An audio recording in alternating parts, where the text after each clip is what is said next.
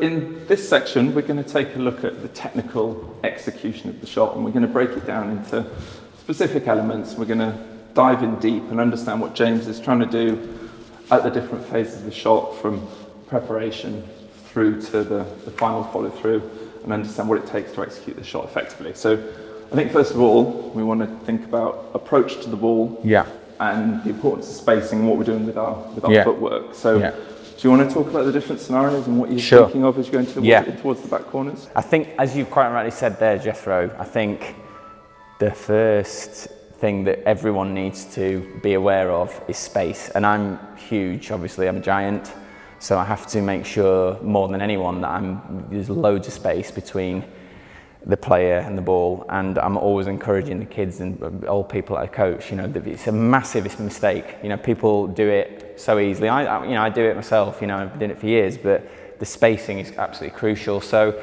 if I'm getting that angled one, which is my favorite of all the backhand drops, you know, to try to get, if I can get someone giving me with a bouncy ball a lot of space, maybe a length or width that has been overhit, you know, I can shape up, space out, it's coming off, giving me the angle, and I can go for that. And yeah, basically, and I remember Peter Nicol talking about this quite a lot. He would almost go in from his middle position. He's almost coming in a circle towards the ball, which is quite a nice way of putting it. It's an extreme way of doing it, but if it makes you get that spacing, then good, because you need it. And I think that's the main thing I'm looking at really when I'm going for that shot with the angle. You know, I'm just making sure there's space between the ball, and I'm, you know, a little bit of bend in the knees. I've obviously got my open racket face starting to come up on the backswing.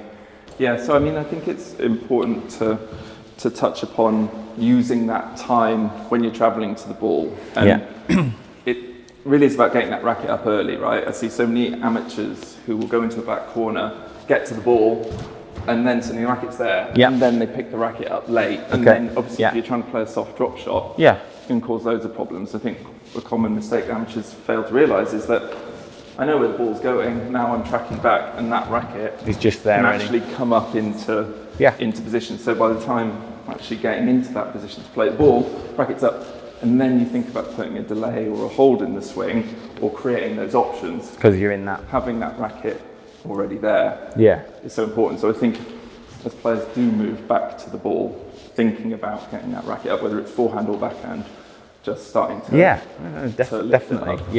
I mean, obviously there's an element of squash where you've been into that position and you might be coming over here, so it's not always easy to be in perfect positions all the time. There's obviously got to be room for improvisation all the time in squash because it's so fast. Obviously, the more you've got that racket in position, you're ready then to give you then there's your holds and your options. You're just in a better position. You're not always going to get that time, but if you can, good advice. And then in terms of actually executing with footwork, I notice you tend to play a lot off the right leg. Is that a conscious decision? I think, again, it depends on the shot. If I'm getting that big, time to set, I would always be, and if I've got that time, I've got the wide ball, I'd be always looking at this sort of thing. I would never be doing this.